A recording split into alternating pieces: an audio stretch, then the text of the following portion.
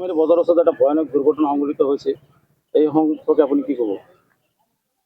কিন্তু দুৰ্ঘটনাটো আজি সংঘটিত হৈছে এটা 10:30 মান বজাত, কিন্তু ইয়াৰ পূৰ্বেও এই জাগাডোখৰত প্ৰায় এক্সিডেণ্ট হৈয়ে থাকে। এটা ব্যস্ত ৰুট, নগাঁৱৰ পৰা লাওখালৈ যোৱা ব্যস্ত ৰুট। নিয়মমতে ইয়াত এটা বজাৰ আছে, বজাৰৰ লগে লগে পঞ্চায়ত কাৰ্যালয় আছে,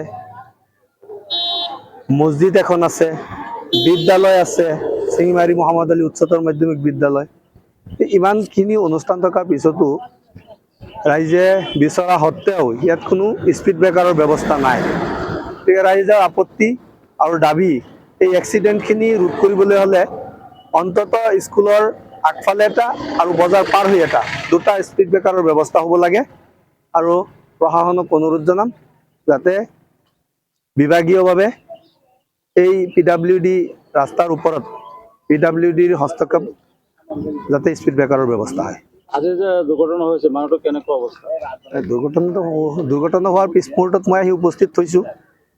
চিৰিয়াছ এক্সিডেণ্টেই হৈছে, মানুহজন আহত হৈছে। ইতিমধ্যে তেওঁ নগাঁও হস্পিটেললৈ প্ৰেৰণ কৰা হৈছে। গতিকে কি অৱস্থাত আছে সেই কথাখিনি এতিয়া আমি গম পোৱা নাই। ৰূপহী থানাৰ আৰক্ষী আহিছিল নেকি? আহিছে ৰূপহী থানাৰ পৰা ইয়াৰ পৰা ৰিপৰ্ট আৰক্ষী আহি ৰিপৰ্ট আৰু গাড়ীখন চিজ কৰি লৈ গৈছে।